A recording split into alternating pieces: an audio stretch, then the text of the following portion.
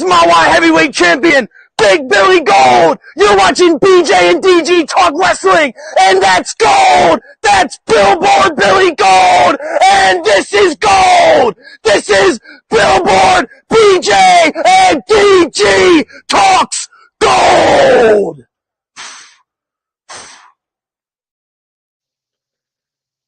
Welcome back, everybody. BJ here, DG there. What is up? Hope I, I, I, everyone. I gotta say, I like that Raw is better than 2 nights of WrestleMania combined. Yeah, last couple of weeks it has been. And I'm like hate watching now. I'm like reluctantly watching now because we do this, so I can't really stop watching. But I'm just not very happy with the company right now and everything that's been going on. And it sucks right now because they're actually putting on really good shit. I mean, none of our disappointments ever really been geared toward necessarily what we're seeing in the ring, as more of everything else revolving around Oh, it. right, of course, yeah. But But I mean, otherwise, speaking of in the ring though, I mean, we're seeing a lot of action on Raw. yeah. Yeah, there was plenty of action this week, actually. Yeah, I had it's not. just been, like, at one point, I was just going through my notes looking like, wow, okay, a lot of stuff led to other things. Yeah, before Mania, it was all talk, talk, talk, maybe like two or three matches. Now we're getting a lot of matches, a lot of a lot of attacks, in-ring attacks, like the Joe Hendry attack. We're seeing a lot of things now. Moving on to the next thing, like we're out of WrestleMania, we're wrapping up other Right, things, stuff that we'll talk about. I like that Grande feud has spilled in onto Monday Night Raw to help bring eyes to the AAA Big Show, right. because a lot of stuff in AAA is going to be changing over the next month. So it was nice to see all that coming together. But yeah, good Raw tonight. I was generally paying attention through the entire thing. I wasn't drifting off doing other things, which is My usually mom my. stopped by, so I was a little distracted, but I mean, and I had the Flyers game on also. but I'm just saying, like, usually I will be doing other stuff. I generally watched the show today. Like, it was a I good was more show. distracted than usual. Yeah, I I like that video package with Roman and the Usos that opened the show, I, of I, them I having that discussion about Jacob. well, after that, I said to my mom, we were, sitting there watching. I said, they're really leaning hard, going right back into the Godfather gimmick, like the mob boss. Like, I mean, but this was more of them sitting as equal. They were all on the same side of the table, you know. Like it was different than before.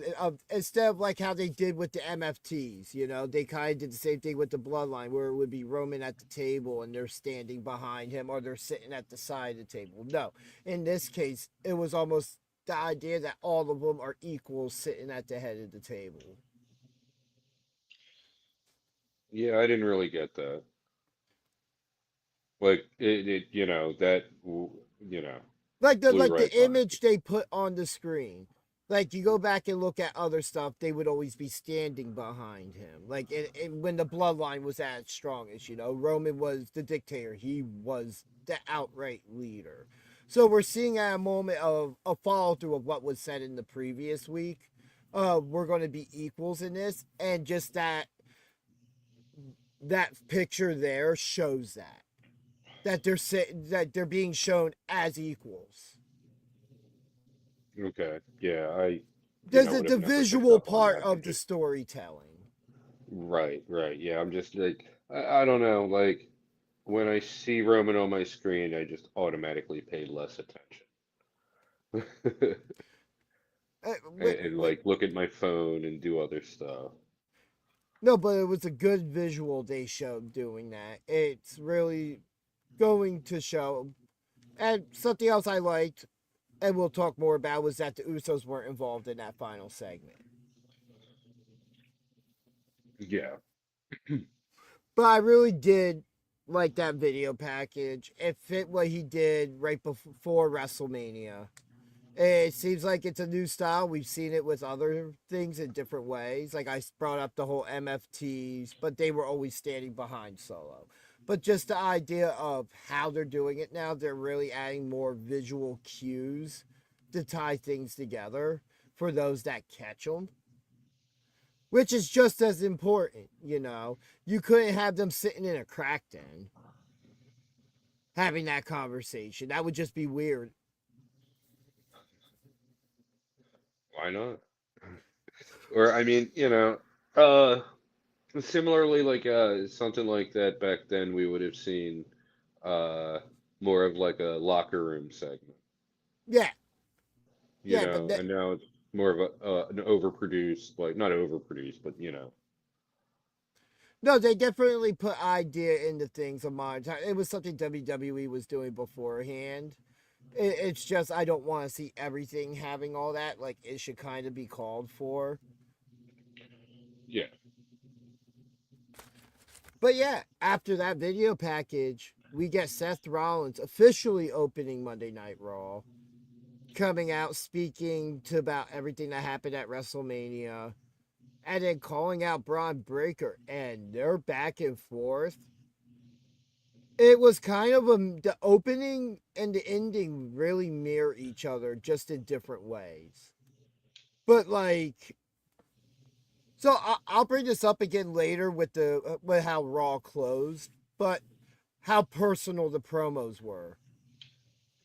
Like everything was very personal. Was to take tugs at stuff, like quite literally, Seth bringing up the Steiners. You know, like he used the Scott Steiner catchphrase, taking a shot at Braun.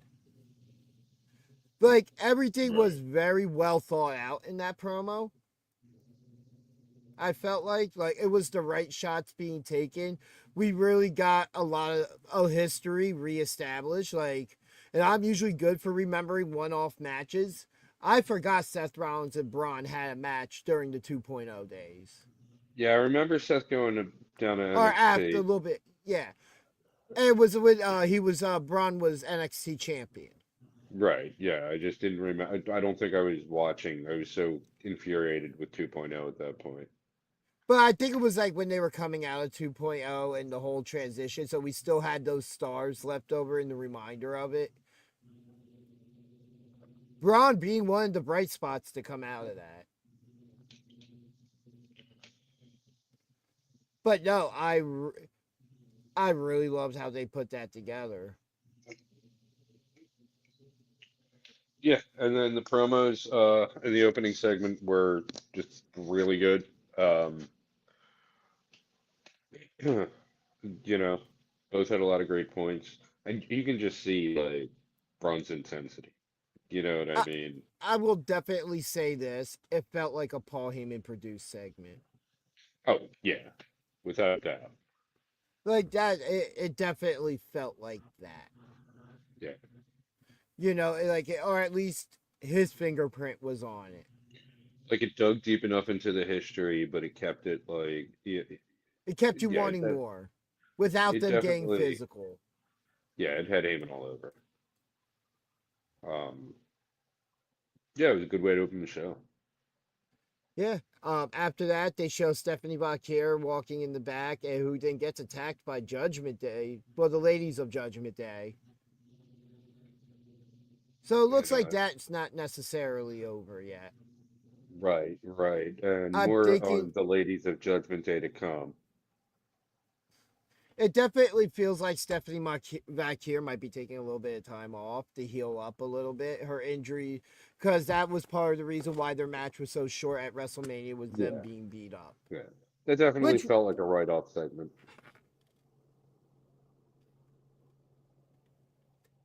yeah. I'm assuming it's just for a couple weeks, but it had that feel to it, to where you could plug Sol Ruka in there still, and give her a shot, maybe a shot at Backlash or the following week on Raw, whatever. And then after that, we have Ethan Page, who comes out to sit ringside for Penta versus Rusev in a non-title match. Pretty good This match. might, yeah, it was a good match. There were a couple moments where I was distracted doing other things, but I was still looking back at the TV. Just like now, because the dog wants to be stupid. Oh, what, did that bother you, me saying that? Huh? I would have her come over, but now she's too big. Yeah. She'll become the star of the show. I can't let that happen. Can't let the ego go to her head. But anyway, Penta versus Rusev, non-title match. Really good match. It's what I would expect for them too.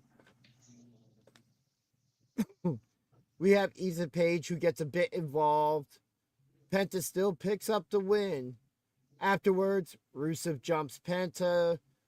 I love this whole thing of Ethan Page getting in the ring to go get involved. And then Rusev just looks at him. He's like, all right, dog. Like, I'm on your side, but all right. And then as soon as Penta got the upper hand, he jumped. He came in the ring to help him. And then Javon Evans comes out making the save. We'll probably have a tag team match with them next week. Yeah.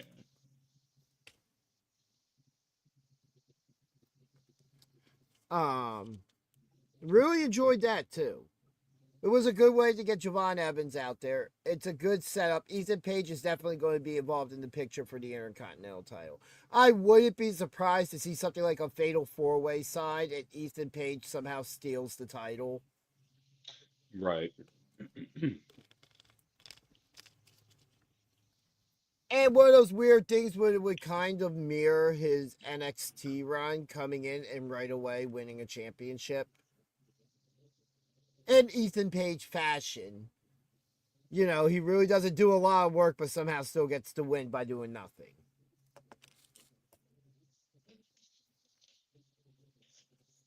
I like the Americano video package that aired after that too. Yeah. Yeah, that everything around the Americanos tonight was really fun.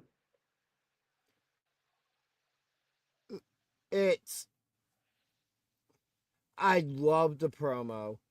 And I'm just going to say thing, regardless of how hard some of us just want to preserve storyline in our own way, in our own heads, BJ, I'm going to be perfectly honest. This was the first time tonight where the red is Bravo, right? I believe so, yeah. Well, whoever Rare. was in the white and red, you could obviously tell tonight it was Pete Dunne. And that really disappoints me because even when it comes down to me watching this, I don't care if I know who's under the mask. I want to be watching it and be able to suspend my belief and not just look at the poor choice of the eye size of the mask that gives away all his obvious facial features. Well, I think the point of it is to be that obvious. Steven Chambers, how you doing? Thank you for joining us. I mean, I kind of get, but it's the first time with their masks they've gone out of their way to do that. Like, even to the point of El Grande, I was speaking with the most American accent I've ever heard him speak with. You know, and it's Ludwig Kaiser, so we know how he actually sounds, and I'm just sitting here like, I'm impressed with his work.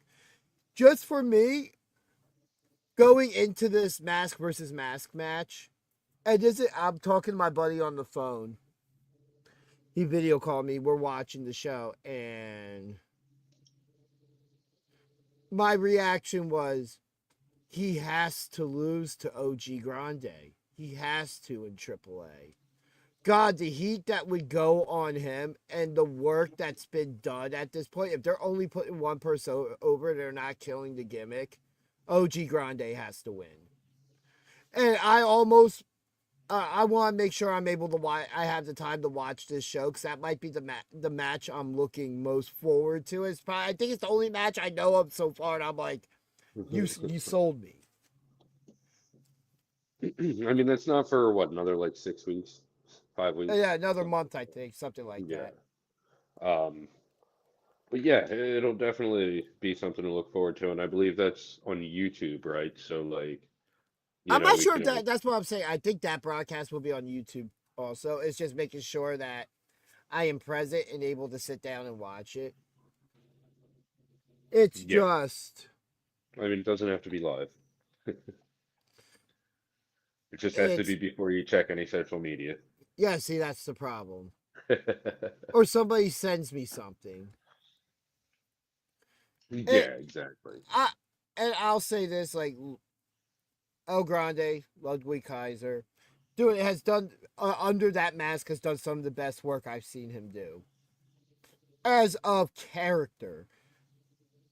Like, and it's a dark time in WWF history when they were super gimmicky. Like that transition with Brett and Shawn at the top, Sid, and you had a couple other guys, but everything else under them was super gimmick. Yeah, like Yeah, everyone had an Duke the occupation. Dumpster Drowsy, Isaac Yankem.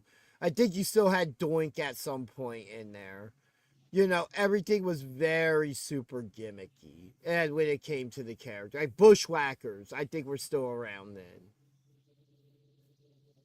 Um, he's done amazing. He would fit in that era and still shine. He's somebody who you could Ludwig, you could fit. Yeah, I think into any era, any roster, and he'll shine. You really like I would have loved to been in the room when they were looked at him and was like, hey, we're going to put the mask on you now. Chad's injured, we're putting the mask on you just to get his reaction and see how well he's helped develop and carry this to this point Right. now.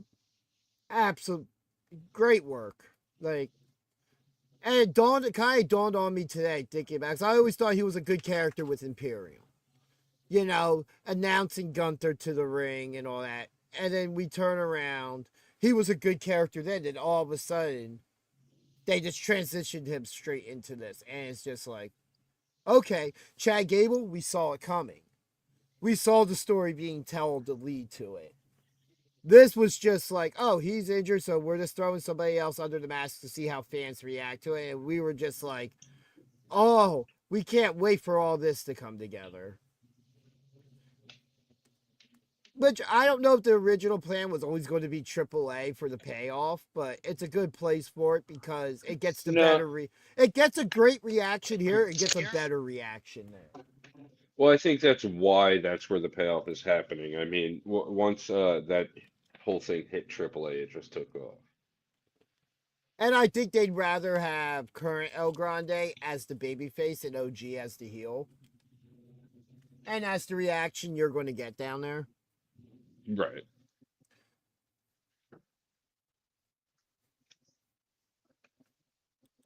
Yes, yeah. NWA Power on.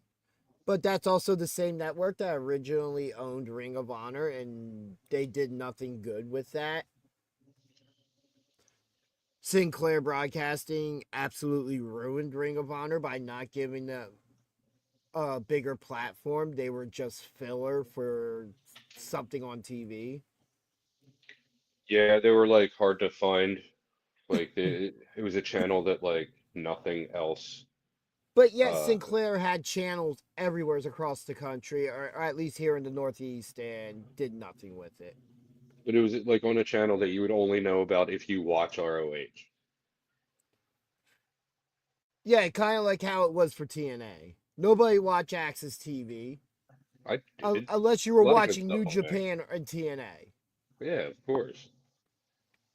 Yeah, back like shit, 2010, 2011, up until probably like 2015, 16, I think that was like the range that I was watching New Japan on Axis. And not just that, they had some good stuff on Axis.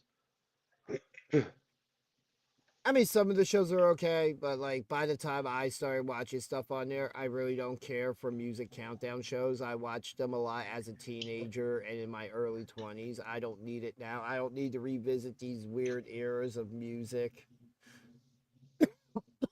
If it's any of the stuff I like that, it's when they do like the one hit wonders. Like I like flashing back to one hit wonders. Otherwise, you know, if I want to watch something of history, something I kind of got into has been on Pluto. One of their history channels has like Greek history on it and Greek mythology stuff like that. I've been going to sleep watching that the last couple nights, and I'm just sitting there like, this is what I can get into besides wrestling. But you know, we're here talking Monday Night Raw. Speaking of which, we have new women's Intercontinental Champion Becky Lynch coming out to speak. You know, puts herself over, all that good stuff about her win. And it issues an open challenge, which gets answered by Io. Becky, of course, as a heel, was like, no, I wanted something new and shiny. Tries to back out. Pierce doesn't allow it. So we get an impromptu Women's Intercontinental Championship match between Io Sky and Becky Lynch. This was a pretty solid match. It did what it had to do without being anything spectacular. Um, it's good to see Io right back out there. You know what I mean? And like just diving headfirst into something else after like Rhea left and everything. Yeah. Even though it's not necessarily something else, because her past came back to haunt her. Yeah. Um it I did expect Io to win the title. It's just a shame, and I hate to bring this up, but not having Kyrie. And now Yeah. Asuka's just on a revenge tour, and now I feel like Kyrie was what was the wood of starting that fire, the kindle to starting that Yeah, fire. like you're missing a crucial element that could have made that story 100 times better and given you so many more options. And then they bring up the Kabuki Warriors on Raw this week. Right. Like, what are you doing? What, you just want to remind us of what you did? Did you not see your fans reacting to the news when they were showing the Fireflies on SmackDown during the JC Jane Rhea Ripley match? They don't care. Yeah, Eh. I'd be all right with that. Just Asuka is gonna be But booking. that match won't be happening at Backlash. They've already announced that it's going to be Asuka and Io at Backlash. Okay, so finish that feud and maybe throw Io into something better at that Yeah. point. And then speaking of the Grandes as a whole, Los Americanos and OG Grande, we get a backstage segment with them and Ray Jr. I just really love how they're playing up this angle. I love that Ray's kind of involved in it because there is an obvious respect shown. And I think it's also WWE's way of saying, like, hey, Ray wrestled in AAA. Hey, he does stuff there. You should definitely go on YouTube and watch this. And guess what? You don't have to pay to watch it. Unlike our million other shows you have to pay and watch. That and Evolve you can watch for free.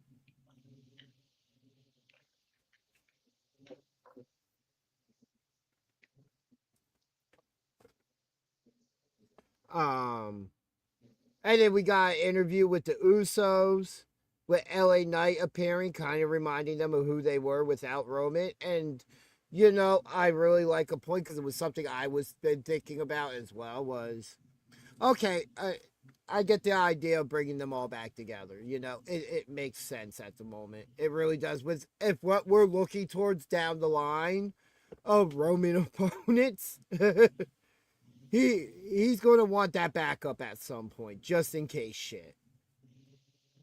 And LA Knight reminding them of who they are, especially Jey Uso. You were a former Intercontinental Champion. You were a former World Champion, and you did that without Roman. Right. So then that will make my argument. The Bloodline was successful. It was maintaining something that, which I hate to say, and we have this conversation. Do they listen to the fans? Right? Like, and I'm going to bring up a point, and this isn't the idea of R-Truth, right? Because that's something we're going to talk about on Sunday. Do we get another R-Truth situation in Kairi Sane? because the backlash has been the same. And I think this is another, this isn't like Karrion Kross, where it kind of died off, but I can picture going to shows and almost being like CM Punk and somebody bringing up Karrion Kross. Yeah, what Steven Chambers in the chat said. I was, Yeah, I agree. why that it would make no sense why the MFTs would be with Roman. That would make That the only way that should happen is if they kick out Solo and we get the Bloodline versus the Bullet Club, essentially. That's the only way that should happen. yeah, Because all those I guys mean, are New Japan guys. Jeff Cobb, I have a Tonga feeling they're Loa, going to keep them Tama Tonga. separated regardless. Yeah, so do I. Like that would make the group into the NWO or the Callis family, and I will considerably say that when you overbloat a stable, and the NWO is the living proof of this, it gets watered down. Because now everybody outside of the main core guys are all jobbers. You are all there to do one thing. You'll occasionally win a match against another jobber, but you'll never win the big one. Yeah, no, I have a feeling they're just going to keep them where they are. Yeah, I couldn't agree more. Sick to death of it, but they're like TKO. Hey, what works? The bloodline worked. Okay, let's do that again. But as I've said, like we've had remnants of a bloodline storyline, but one of it was a civil war, which we all knew was coming after that WrestleMania when Roman lost the title. On this show, I literally mapped out the bullet points to get there, and they got there a different way than what I thought, but they got there. War games, just Cody should have never been involved in that story. Uh,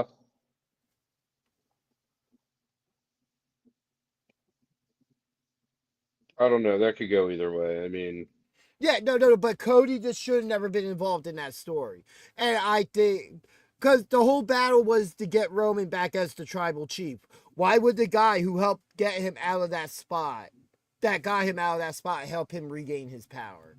Because if you look at the Roman story as a whole, that now plays part into it. Roman got the Ulafala back. It got taken by Bronson Reed. He had to go, everything he went through. Yeah. Like Cody should have never been involved in that.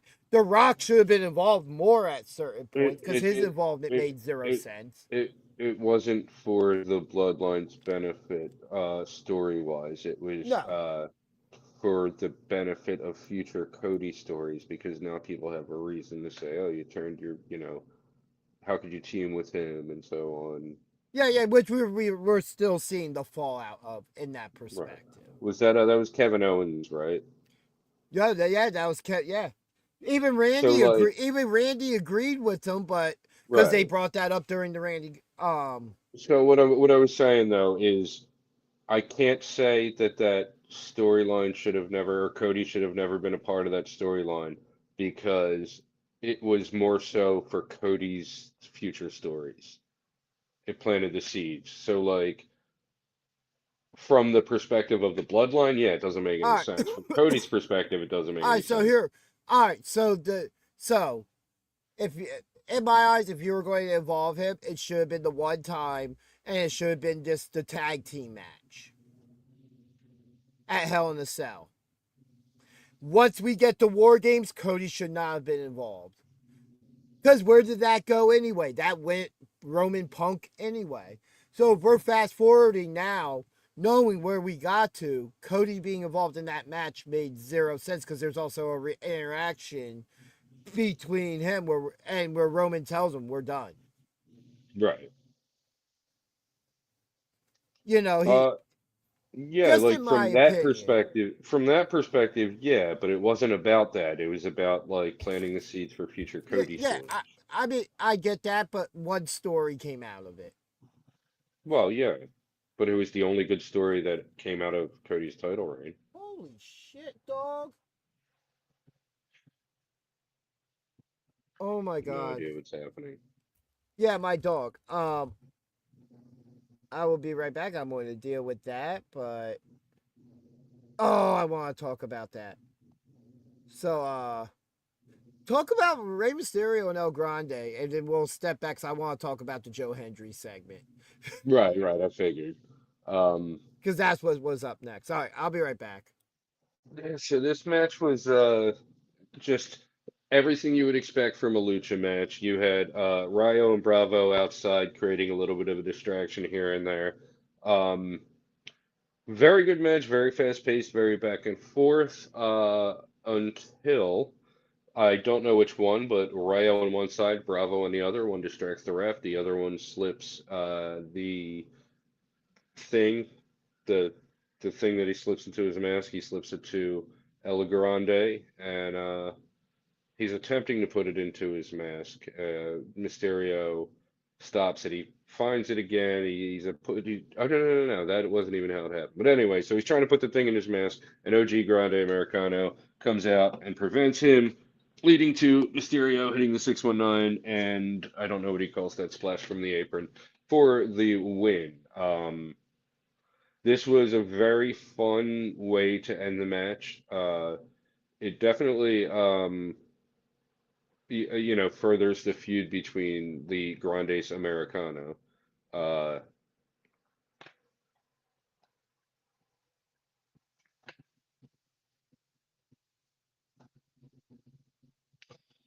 I agree, but maybe there's other options, you know. Captain Hill, what's up? DG is taking care of something his dog did at the moment, so he'll be back. Um, but yeah, fun segment, or sorry, fun match, fun way to end the match. This rivalry is really picking up some steam, and I'm actually, as DG was saying earlier, I'm actually really looking forward to seeing how this plays out. This is one match that I definitely want to see. Um, and Mysterio, his involvement in everything was great. Uh, like I said, the match was very fast paced, very lucha oriented, and it's good to see Grande's you know, his in ring abilities kind of fitting the character that he's playing.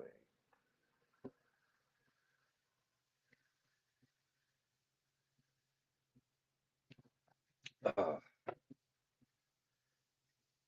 I can only imagine what DG's dog did. That thing is huge. I saw her like when she was just like, I don't know, maybe like a month or two old. And she was like, you know, no, maybe a little bigger like that. You know, I think it was like maybe only a month or two later. She's gigantic. Uh, yeah, that dog is a beast. So I can only imagine she gets a little energy and her stuff gets knocked over. But yeah, that's all I have for that match.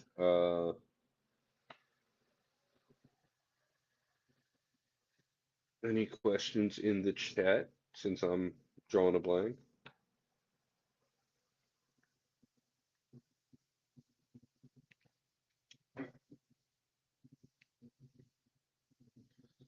No, all right. I don't even have the results pulled up right now. And I was while all this was happening, I was busy watching the Flyers lose, so my attention wasn't fully on Raw.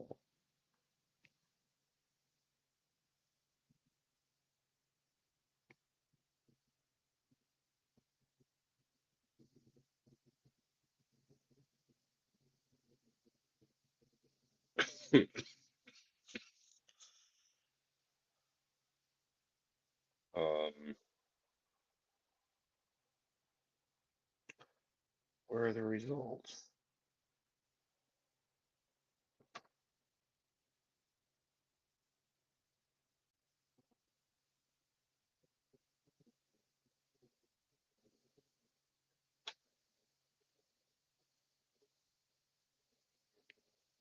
Why is this happening? Okay, there. Yeah, found it. All right, what do we got?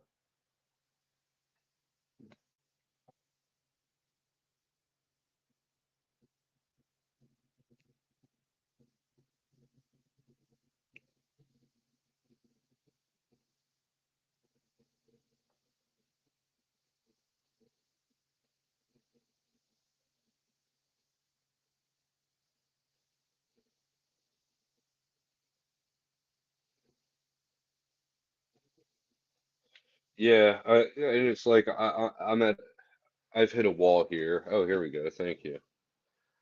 Um, part of me part of me is thinking that Gunther's going to cash in that favor, and bring him out of retirement for one more match.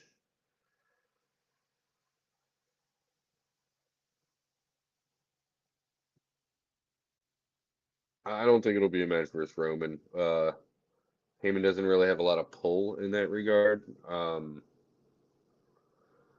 And I don't know. I can't think of what else it could be besides Brock at this point, but I don't think it'll be a match with Roman.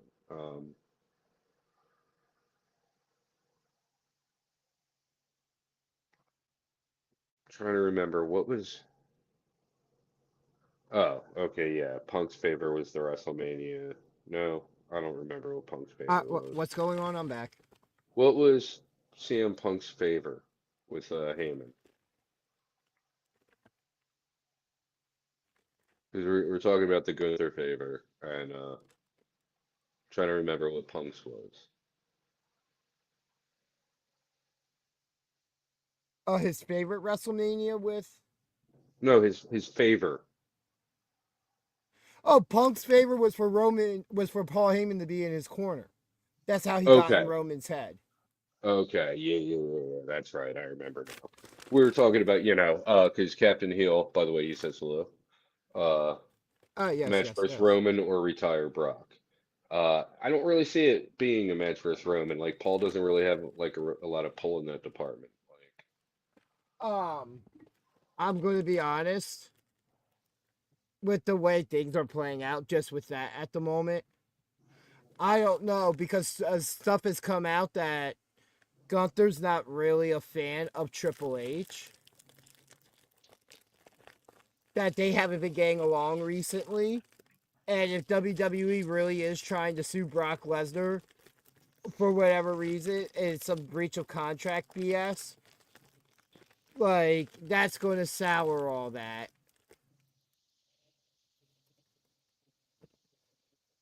And to be honest, Brock Lesnar handpicked Obafemi.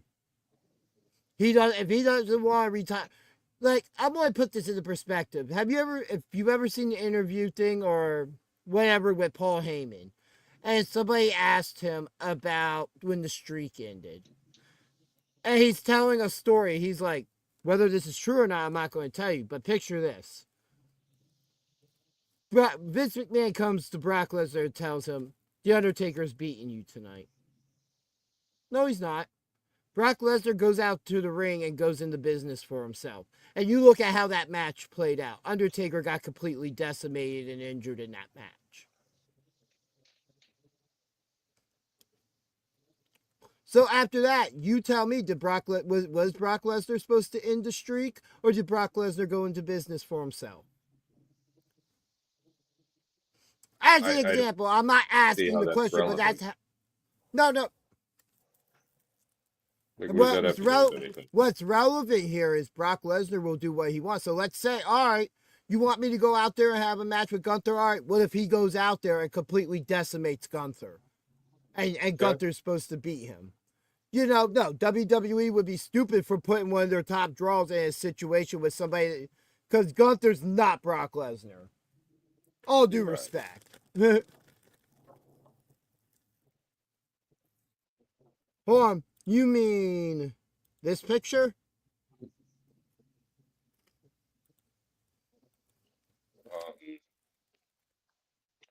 Yeah, I know Lesnar does what he wants, but we don't know what he wants.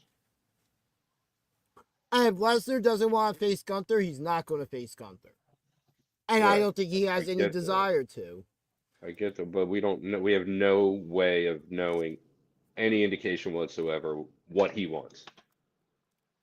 I mean, at this point, I think he wants to retire. I think he made that obvious at WrestleMania. Especially if it was impromptu and not planned. And nobody knew about it. Right, but like you always do and try to drag people out of retirement, I'm not convinced. My name's not Johnny Cashmere. No. Like with AJ Styles and John Cena, how you're like, oh, why couldn't he have him? Because he's retired. Why couldn't he retire now? Because he's retired already. Yeah, but I'm looking at, in that perspective, I'm looking at people they hold up to a high regard. An idiot, for me, I always make the argument on AJ Styles made sense. He debuted at the Rumble. He wanted to end at the Rumble. That made sense. For me, John Cena, why the fuck would you retire on Saturday night's main event?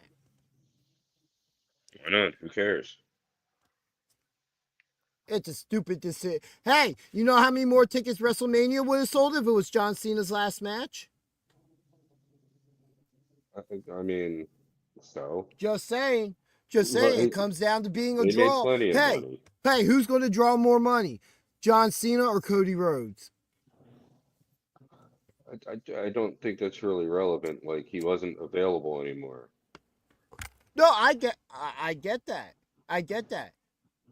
And I Again, don't you care brought this that conversation. Yeah, I know. I'm just saying, but like that, it's. No archives. He did not. I would never do that. I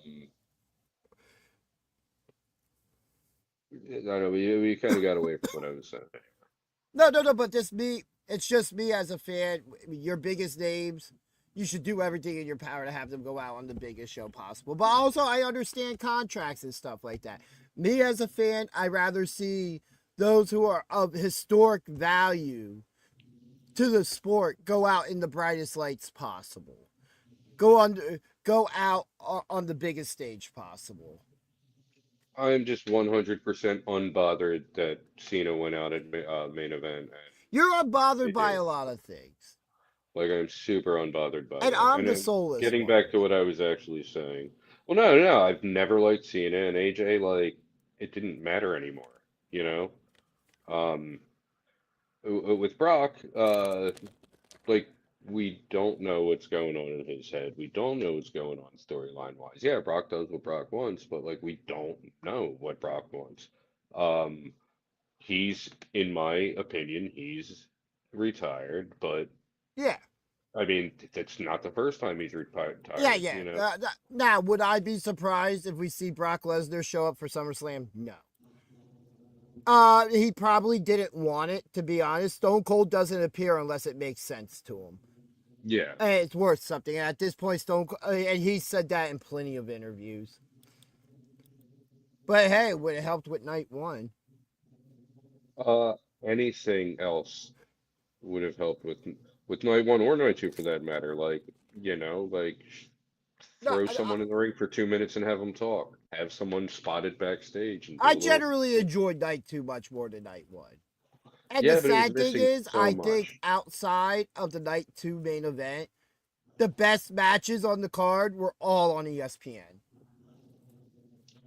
Yeah. Yeah, it was just missing so much. It felt just empty and soulless. Yeah, I can second that, as I am also empty and soulless. But all right, before I had to abruptly get up and skip over what I wanted to talk about, so I'd be here to talk about it, the Joe Hendry concert. I just give it to him when it comes to this musical stuff, and how it took the crowd getting talking about Logan Paul. As soon as he mentioned Logan Paul's name, I'm like, I'm waiting for him to come out now. No, yeah. You knew it was only a matter of time.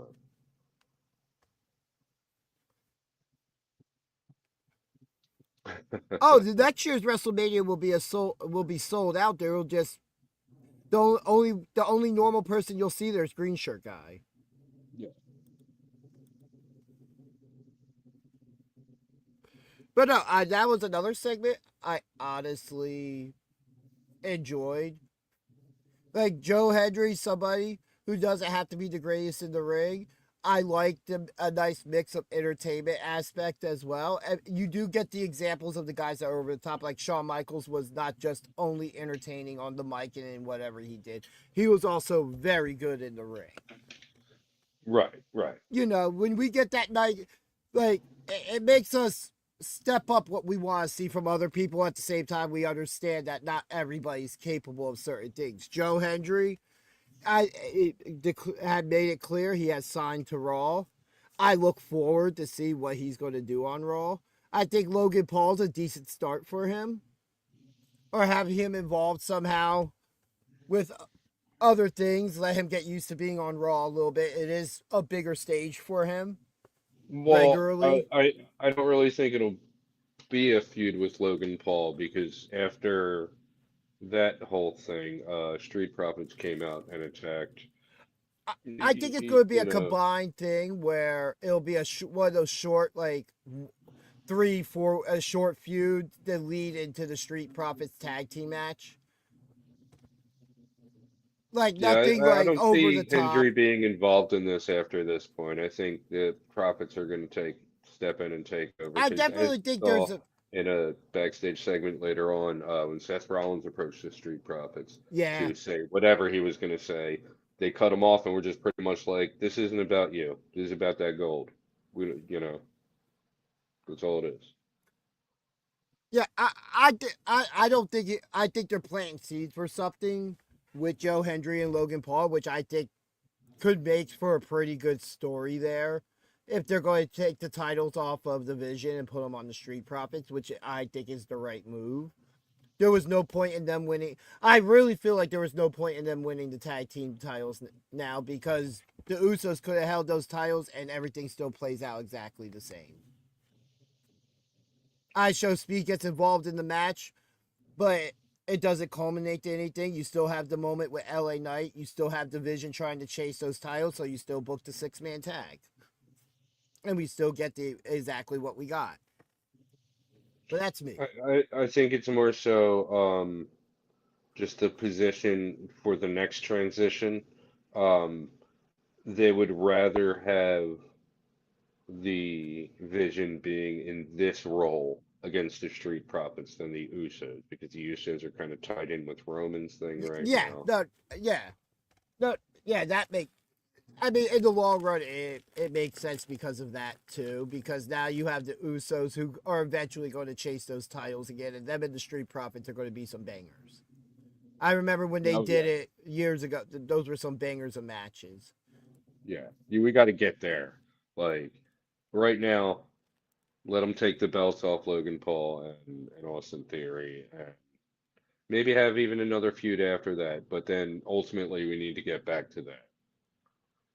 Yeah. And if Woods is healthy, let's get a New Day feud.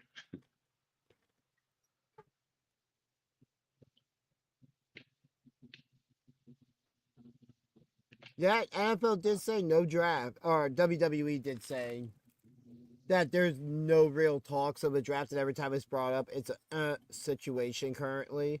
Which Which I whatever, think, we're getting the call ups in a good way. no. Like the I draft mean, is well, just the a draft ratings isn't about grab. call-ups. Yeah, No, I mean it's more so than that. It's a way to freshen up the rosters, and because like right now it's been 2.5 years. It's been the same rosters, minus like a couple changes here and there. yeah. Also in the chat, they should have split the Usos, one for Jacob, one for Roman. Jacob doesn't need the backup. And yes, I honestly, I show speed. There's plenty of people I'll take him over, like a jelly roll. Oh, yeah, absolutely. After that whole Joe Hendry thing, I really did like the segment backstage with Adam Pearce and Grayson Waller that led to the booking of Grayson Waller versus Obafemi. Right, right, right. Grayson Waller putting his own foot in his mouth. Yeah. Uh, I agree with that. yeah, I can see that working out. I want to heal LA Knight, and there's one thing he has to bring back. Tell me. Yeah. That has to come back. But I would think even them as a temporary tag team leading into a feud would work really good as well. Like to make it get the fans behind them, and then one turns on the other. Captain Hill, you could say that, but on the other side of the coin is he's not that impressive, and he's kind of like overbooked. He's good.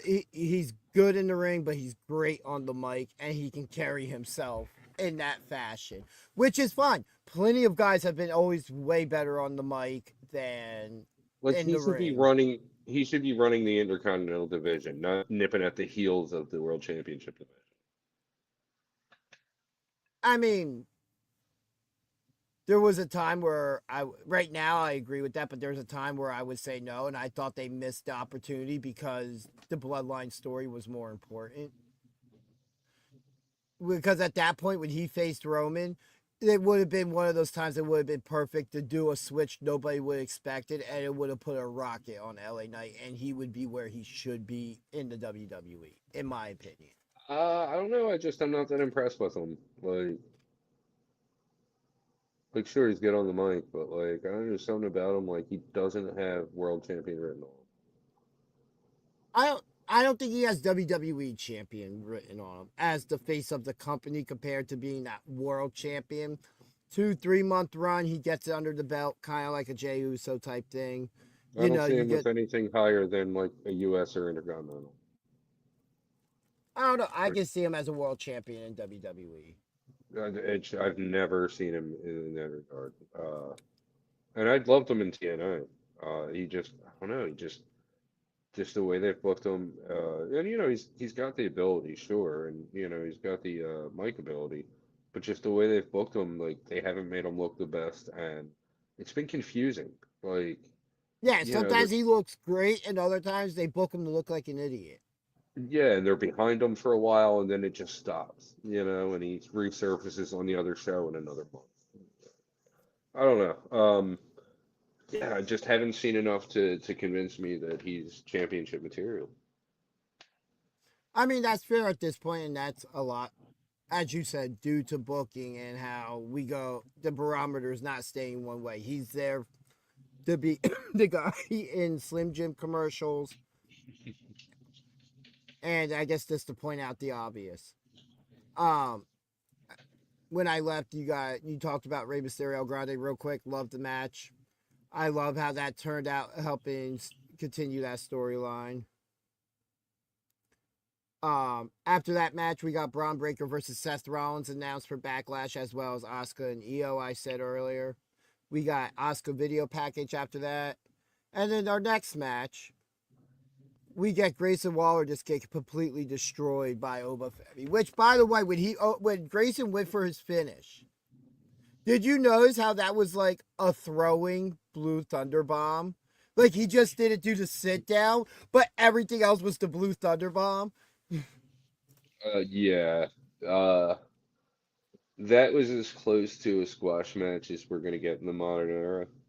And I only say that because Grayson got a little bit of offense in, or at least connected with a couple strikes. I don't know. I'd have to go back and watch. But yeah, I mean, nobody had any doubt that that was going to be the result. Um, I just thought it went a little long. But no, that match happened. They get him out there for Oba to get on the mic, and he announces the Obafemi Open Challenge and challenges anybody and everybody to step up. I absolutely love it because it is a good direction for him right now. Because now you just put the entire roster in his path. And it also does gear up for some surprises as well. Exactly, yeah. The open challenges are always good for that. You know, and there's no championship on the line. So it's almost like the idea of almost like the Undertaker streak. You're making him mean something because now people are going to be like, that's the guy that beat Brock Lesnar. If I beat the guy that beat Brock Lesnar, that should line me up for a title shot in the future. The same thing that we said about Oba. It lines him up for a title shot in the future. Not right now. There's still more building to be done. But now you can't keep his name off that short list of people where you're like, well, how long until he's in that picture? Just like we talked about Jacob Fatu a year ago. They'll have a title before LA Knight. Both of them will. Yes, I was on the Captain Heel show. It was a very fun interview. Please, everybody, go check that out. It was a long time ago.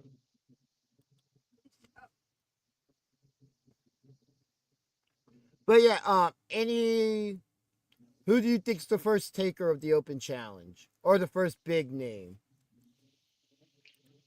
George, how you doing? Um, hmm. Dragon Lee.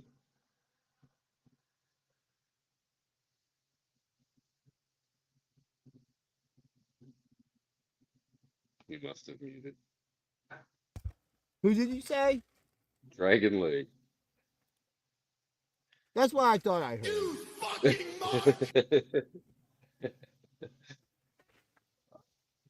No, I don't think he'll start small like that. It would be nice to see someone like a Rusev, but he's kind of involved with the whole Intercontinental. How about a returning Sheamus?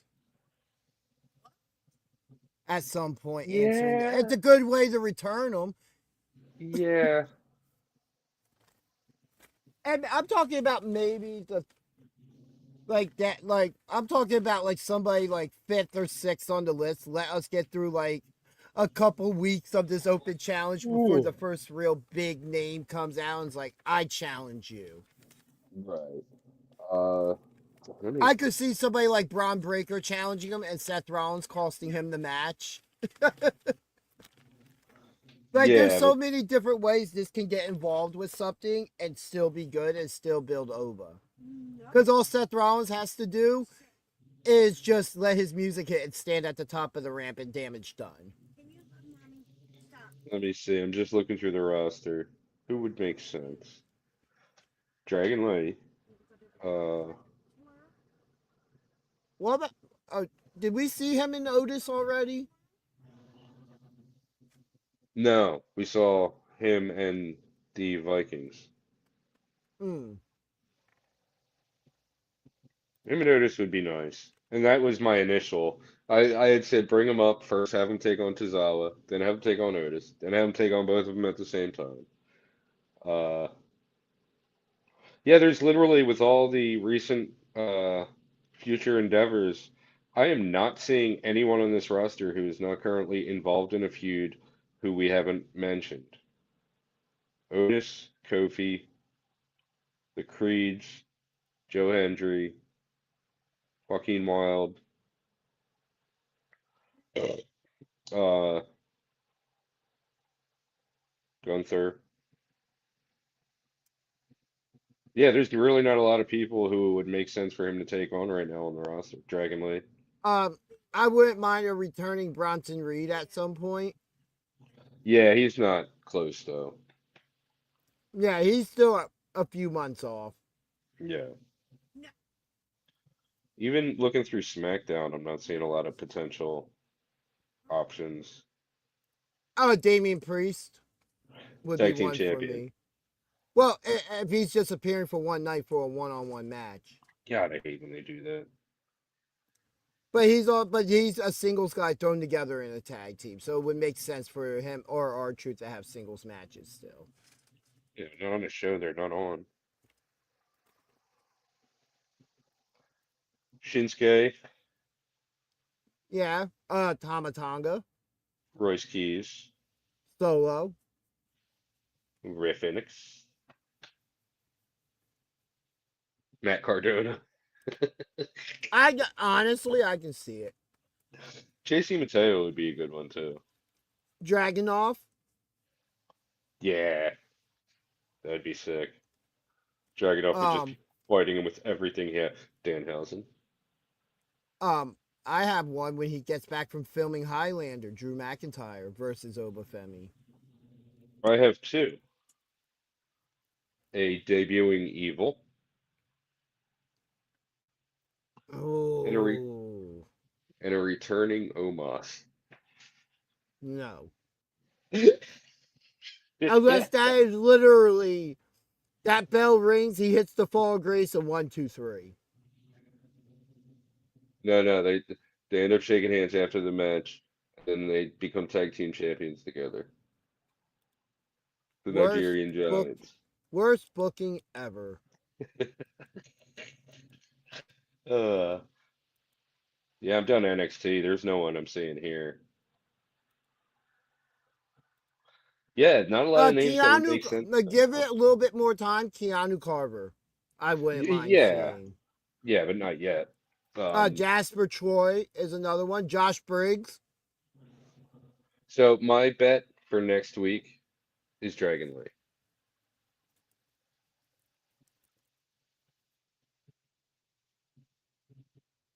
Hmm. or debuting Evil.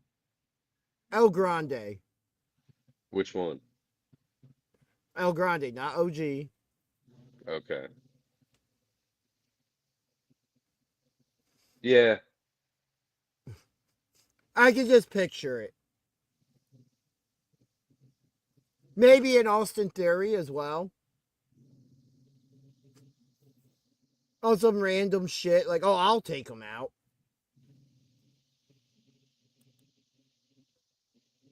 yeah. Like I'm really not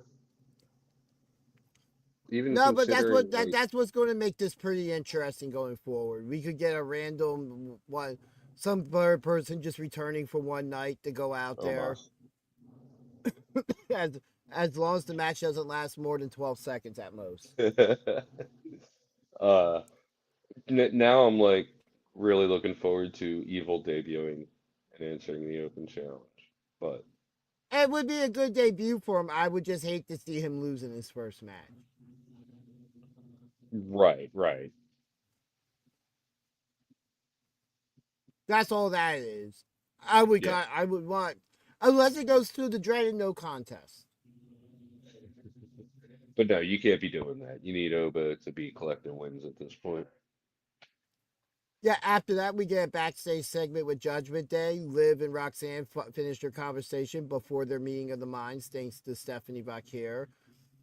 And then bring up Trusting Finn. Finn then appears after they all leave, leaving Roxanne alone. Liv leaves, and kind of interesting. Looks like they're starting to.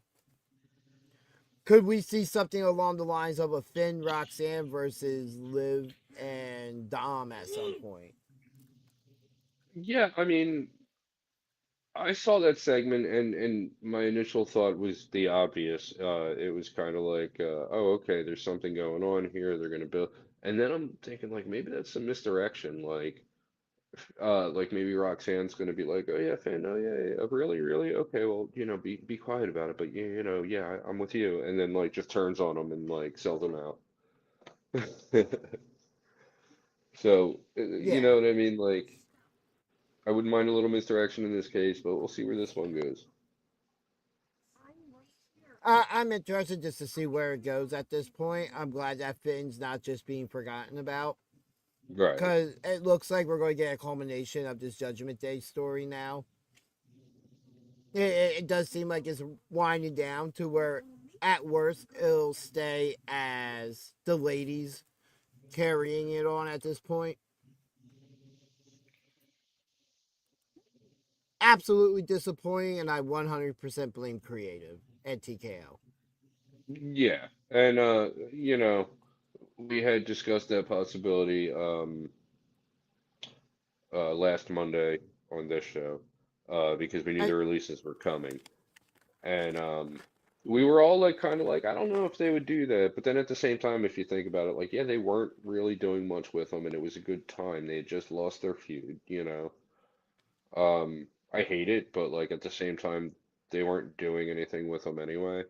And honestly, it frees a couple of them up to potentially be on the yeah. indies. And Bo Dallas was having injury issues. I don't think that part of it was also that nobody could ever get on the same page of what to do with him, Yeah, which is he's really probably gonna just disappointing. retire because All he you wasn't had to do, wrestling before the Bo Dallas thing, like hmm. after he had been released. So he's probably just gonna go retire. And in all honesty, all you had to do is go back and look at what they did, and because them teasing the wide, everything leading up to him was very well done. And then all of Oh, a sudden, we yeah, 100% George. I think we will be seeing him in late July. Very, very near to home. It's a shame. It's a shame he can't make this. Yeah. Joe Gacy, and who knows who we could bring with him. Like, hey, and nothing's set in stone, but I got a good feeling about this one. I mean, and if you know why I specifically flashed that up there. Nobody knows. You'd be surprised. Some of the marks know. Okay. Don't give the marks an F grade right away. Let them earn it. So then after that segment, we get the Judgment Day, Raquel and Roxanne defeating Bayley and Lyra. A little bit of help from Liv. Yeah. So we see how this is going to evolve at some point. This match did what it had to do, but just didn't hold my interest. I mean, it was definitely the cool-off match for what was coming. Exactly, yeah. The match did what it had to do. You pushed the storyline, so you put them in a good spot. They were the main event match of the night. Those Right. ladies were the main event.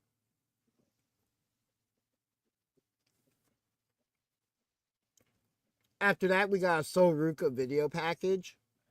She'll be signing her contract officially next week. Oh, I have a feeling it would have been this week if it weren't for last Tuesday. Oh, Needs another week to just clear her head a little bit. yeah, seriously. But then after that, which we've done a good job actually not talking about. I'm very proud of us. The closing segment of the night with Roman and Jacob Fatu. Now again, acknowledge me. and again, I'll say that this and the opening segment with Seth and Braun really mirrored each other in the ways they were booked. This was another thing that had a lot of personal stuff involved in it. Things to get fans emotionally invested into it. The Yeah, wording of Jacob. everything. Jacob pretty much saying when you were the champion running the bloodline, I was struggling not knowing how I was going to eat next, and you never called, you know? Yeah, Uh, bringing up that history with Solo was an absolute great call. and then yeah, and then says it was Solo who was the one who called. And Roman was a little offended by that. A little.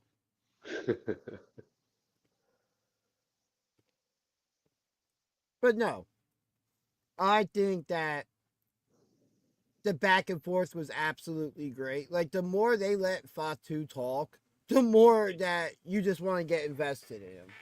Oh yeah, absolutely. Especially if you know his struggles. Right. Yeah.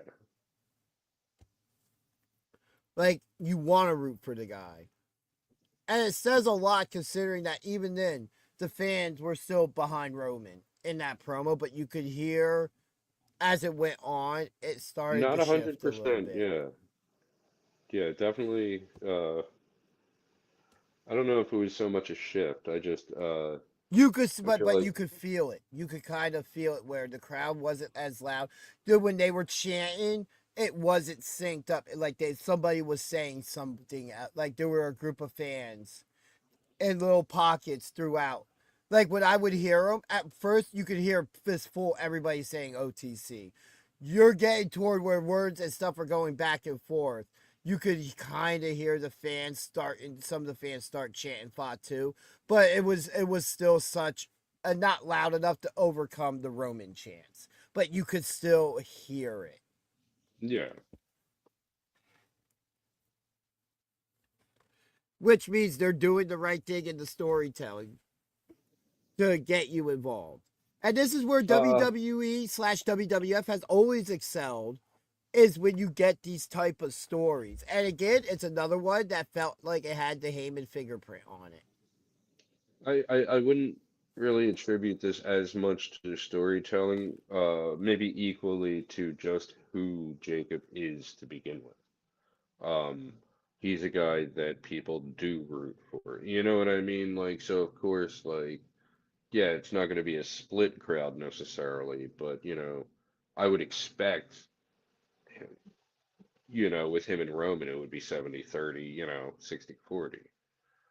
Um, and it's like I said, it doesn't really speak to the storytelling as much as it just does who Jacob is and what he's done so I mean, that plays into it as well, but just from what I'm seeing, when he's telling his story, the fans are able to relate with the struggle. And when you can relate to the character, it's almost like comparing somebody that, like back in the day, you see it, you start rooting for somebody like DDP, was because he was blue collar. Like he was further in age, but worked to get and earn his spot where he got to. on. Right. You just naturally wanted to root for that. As compared to somebody who's already at the top, now it's a sign of respect. That's what I'm saying. Like, the crowd wasn't necessarily booing Roman, but there were small pockets that were starting to get that connection. And I'm curious to see if that translates week after week now till we get to Backlash. We're, 2 weeks out? Well, it's just a matter of put him up against anyone else in that situation, and the crowd is 100% for too. I feel like Yeah. it's just that it's Roman, and we're getting 70-30 or like 60-40. I don't even think, I want to say it probably was more like 80-20 tonight. Because it wasn't like last week. This was the first time but then there is another turning point where you kind of heard a bigger shift, and that was when he hit the Tongan death grip on Roman. Right. That, like, at that point, it's just like, oh, that's a move nobody's used in a very long time. And that just the fact that it takes you back to his father. Like, nobody got out of that. You Right. had to be tough to even fight it. We've seen that move put down some of the toughest people in WCW. The Fit Finleys, the William Regals, like guys we knew could go. And Haku/Ming was just a monster.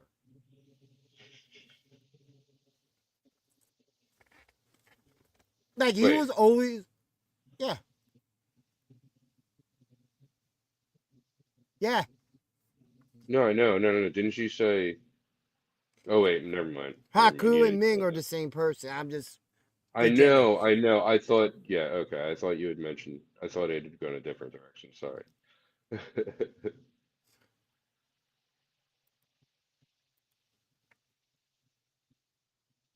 But it was just one of those moments where, and you see, again, something with visuals and storytelling. The look of not just disbelief on Roman afterwards, after he accepted the challenge for Backlash for the title, but him as Raw's going off the air, standing in that corner in disbelief, and almost like the tribal chief's actually scared now. We haven't. Yeah. That's not something we saw too often, even during Prime Bloodline. The landscape of WWE has changed in the 2 years he took the back seat from the title. There are new contenders now. There are new people that have climbed those rings. It's not just Cody Rhodes chasing him anymore.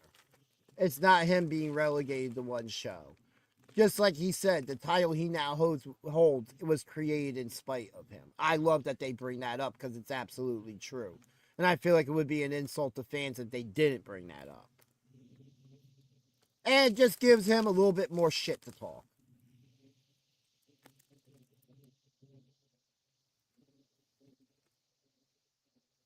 But the next 2 weeks of build for this is going to be good. Yeah. And I'm hoping the match lives up to the expectation of the build. Well, Roman's in it, so take that for what it's worth. It's not time for him to drop the title. This is them now. This is them now putting Fatu 100% in the championship picture now. Wherever he is, we're going to be turning around and like he's not far behind. Because he can go in this match, and if the bloodline goes full blown heel and he gets cheated out of the win, he's not losing any steam. This isn't an LA Knight situation.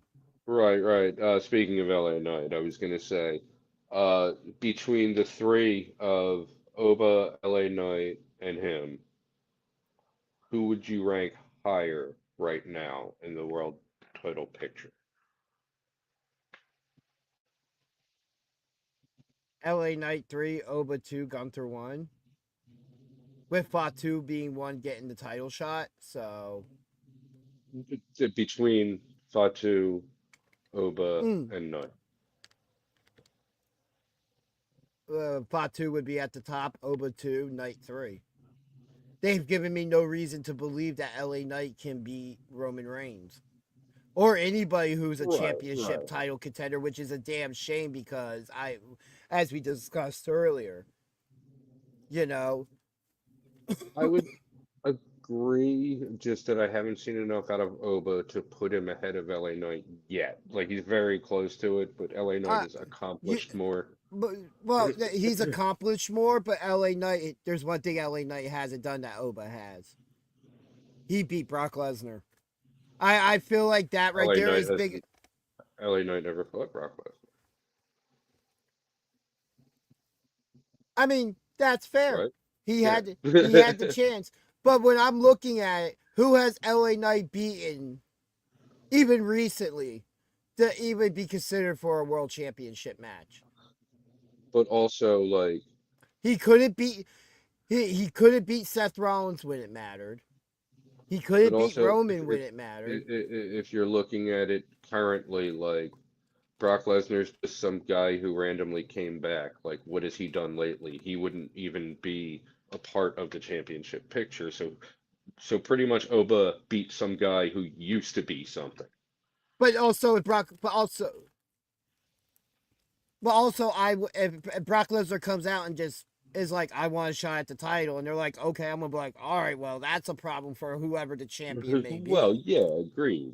That's also how I'm looking at it, like. No, archives, no. No, not at all. They were building him up last year, then he had to go get that dental work done, and even now, they had him get screwed out of the Rumble, get screwed out of the Elimination Chamber by Drew McIntyre.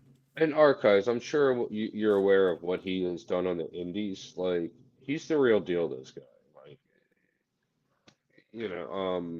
not that always translates well. Yeah, which makes him more relatable, is because we know his legit story, and they're actually using it in this way. What I'm saying is, this guy is championship material. Yeah. Like, he's a guy who could carry the company. Now, I'm going to alter your list. If we take out LA Knight out that list and we put in Gunther, now I'll say this, Oba's number 3.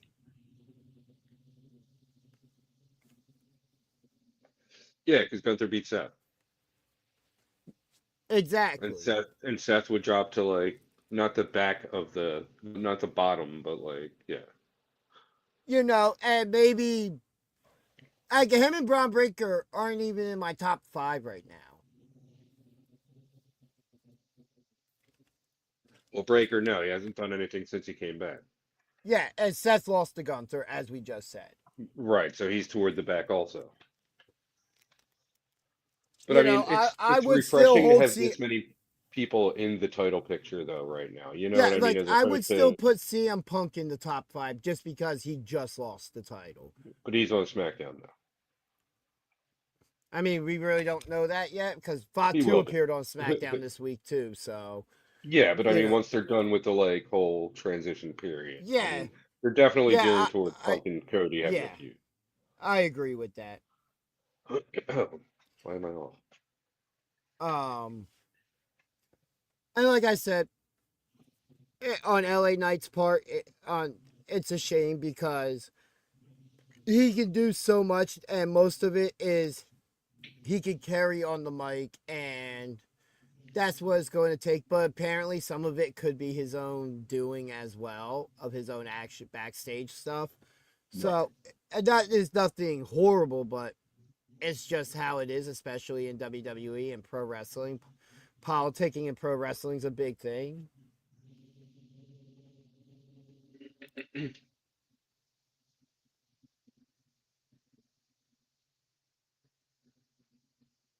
Yeah, but right now, Yeah, like he no, hasn't done absolutely. anything. No, Like but I'm just he has saying like you what, had 3 wins? 4?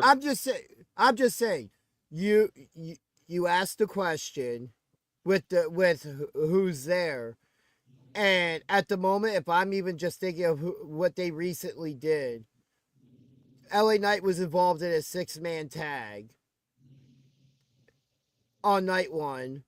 That was on ESPN, as well as Oba and Brock was on ESPN. So they That were kind of in the same spot, but Oba picked up the bigger, more meaningful win.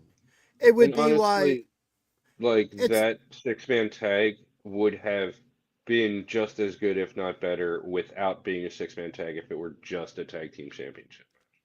There was no which I need for think. Speed or LA Knight in that match. If You know, at worst you have them ringside during the match for whatever reason, if you have to, to but have them like, on the show, or you do I Show Speed and LA Knight night 2, and there's your 6 match to make the cards even. right. Yeah, Knight, I just like I don't really see it at an elite level, but at least at this point, I would put him ahead of Oba. Maybe not in a month, but You know, it's just hard. I feel like even right now, if I'm looking at notable wins since Oba's been called up, he or just even just up, he went toe to toe with Cody Rhodes, which that match went to a no contest because of outside interference. He had a good showing in the Rumble. He's defeated the only 2-time Grand Slam winner in WWE in The Miz. So and then just the other big thing being he beat Brock Lesnar at WrestleMania. So he's beaten 2 former world champions in a short time. former When was world the last? All champion. right, so now I ask the question. As just to with LA Knight, when was the last time LA Knight defeated a current or former world champion? I don't really see that as being like that important. Like, But like you could beat Bob Backlund, but and it's beat a former important to champion. believe. It's important to believability, though. Yeah, but To be believable, you have to have wins over people who have had or that have had these accomplishments.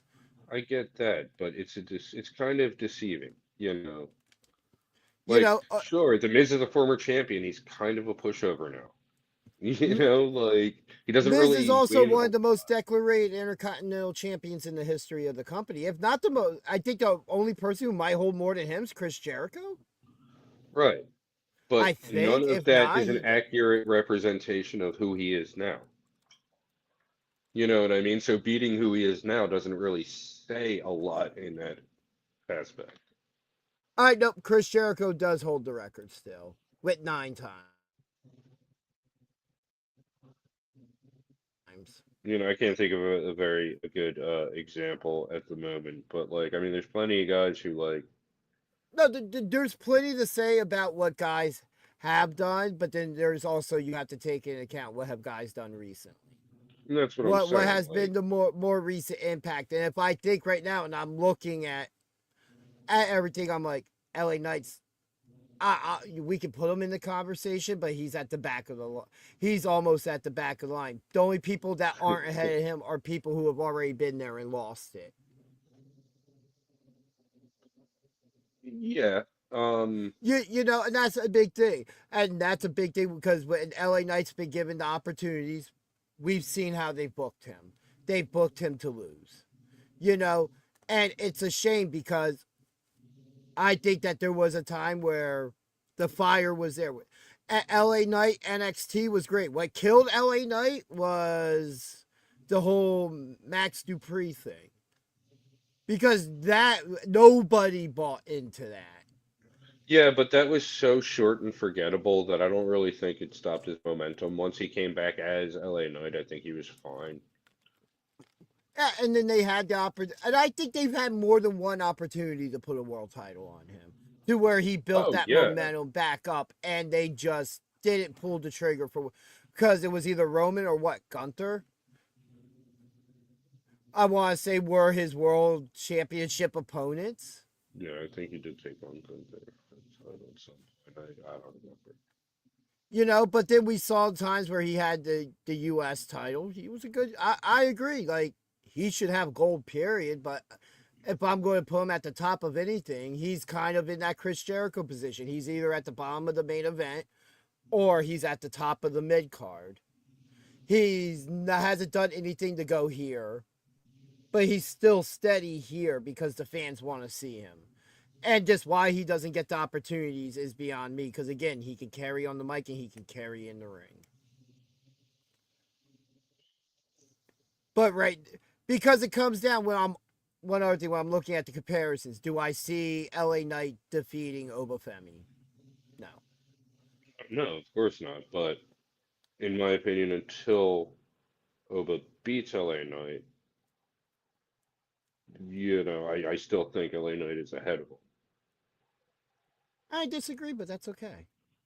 And also, like, it also depends on what happens. Like, if LA Knight takes a couple losses in the next couple of weeks and Oba keeps on his streak, then yeah, like, that's going to change in my mind. mean, I think this streak's going to last for a little bit. Oh, I mean, agreed. It's just a matter of, like, how LA Knight looks in the next couple. hell, I could believe LA Knight being one of the random challengers at one point. Like, we're talking about this now. Next week, it could be LA Knight coming out being the first one. Dragon Lee next week. Now, what they should do is just get like 3 local guys and have them come out and challenge in a gauntlet. Like, he just squashes all 3 guys. Yeah, I would rather. I would them rather actually it not throw, be like, that, some but competition out. yeah, but that is something that is a 101 wrestling thing. Like, you throw these people who really aren't names at them, and you do multiple instead of a 3-on-1. It's like he's running the gauntlet in the case.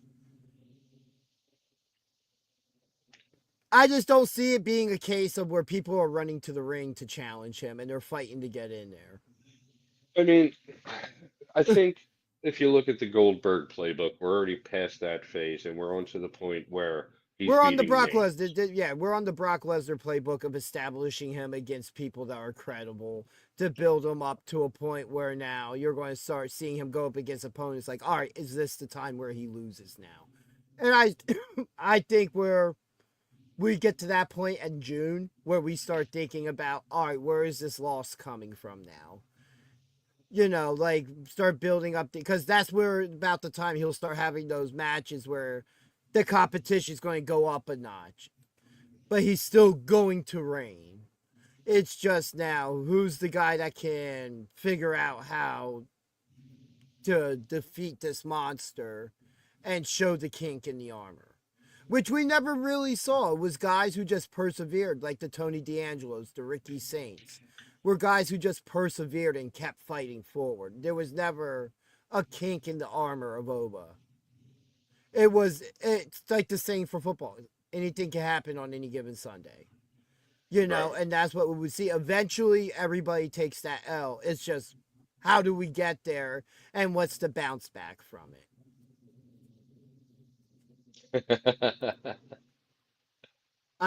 I would hate to see Billy Gold get fed to Oba. I think he'd put up a good fight. So do I. But that match should only happen at the Pro Wrestling Star Academy. Yeah, which isn't going to happen for a very long time. Because Oba's probably going to be under contract for a while. I mean, because in the end, though, what I love is I look at some of this young talent, and as long as WWE gets their shit together, as we talked about yesterday on the show, that there is a bright future of talent, and if that talent ends up going somewhere else, especially if we're talking about 3-4 years from now, and Oba doesn't re-sign for whatever reason or something, and we're having the conversation, where does Oba Femi go? Oba Femi goes someplace like they're still around. Say Oba Femi ends up in AEW. Fans are going to Even if they're follow still that. around. No, I'm just saying because you never know. For all like I said yesterday, for all we know, 5 years from now, we could be talking about WWE in smaller arenas like TNA. No, they wouldn't do something to make me happy. Oh, they're not going to be doing it to make anybody happy. They're not going to be making money because their tickets are too expensive. It'll be like in the early 90s when there were some Raws and televised and taped shows that happened in high school gymnasiums.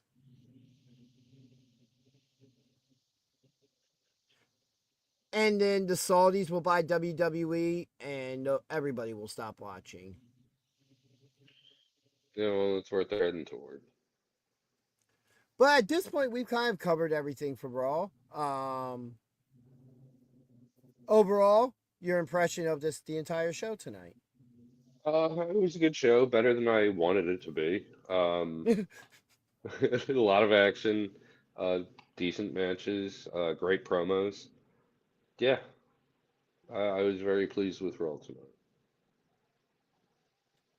So was I. I was very happy with it. It seemed like more wrestling than what I'm used to seeing on a WWE show, which is nice. Felt like an AEW show. I wouldn't go that far. Um, Everything flowed together really well. Like I said, the front segment with Rollins, the back segment with Roman and Fatu, and all that. All I felt like had Paul Heyman's fingerprints on it. They were absolutely well done. Yeah, But overall, I say I'd give it a 4 out of 5. we're doing out of five. Okay. I don't know. That's just what was in my head. Yeah, I'll go 3.5 out of five.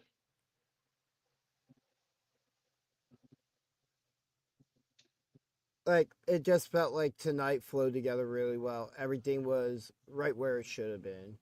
But don't forget to catch us tomorrow for Indie Spotlight. Indie Spotlight. Yes, be talking Uh, everything from this past week with Spo. and fortunately for us, a lot was already announced for this week at Spo. Yeah, which we will cover tomorrow. You can go check out the no, I think it's a PWU show tomorrow. Hold on. Tomorrow. Or Friday. Oh, Yes, it's a yeah, jam jam session. PWU Yeah. Jam Session 12, which we will be talking all about tomorrow. But you can go to any of the Pro Wrestling Unplugged social medias and go check that out. They've also released a bunch of matches on the SPO YouTube channel from past PWU and SPO events.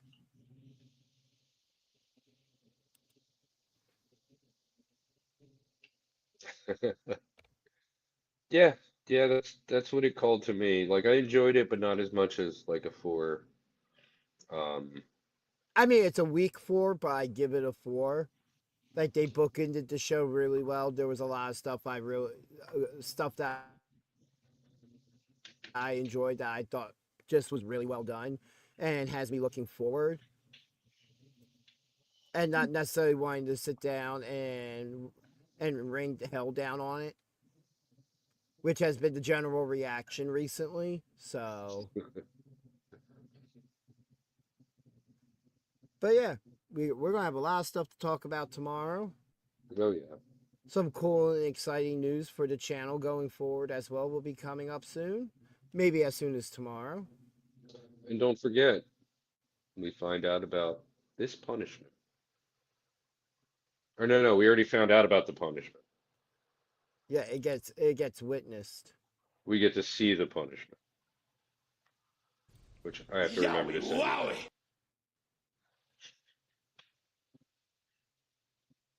But yeah, on that note, it is after midnight here. Yep. I got work in the morning. This has Yeah. gone 30 minutes longer than it. Not that it needed to, but you know, had some good conversation there. It's what we do this for. But catch us tomorrow evening, 6 o'clock for Indie Spotlight, where we'll be talking all things SPO and PWU. We got a punishment to be seen. Another Pete punishment. Yeah. You just can't win. Stupid idiot! George, have a good night. Archives, everybody else in the chat. Danny, if you're still awake, also, have a good night. Have a good night, Danny. But until next time, everybody, be good to each other. I'm the Danger Ginger. That's BJ. Sometimes he drinks the beers. See y'all tomorrow. We out of here. 1 hour later. Hey, wrestling fans, this is Rick Wade telling you to tune in. BJ, DG, best wrestling talk on YouTube.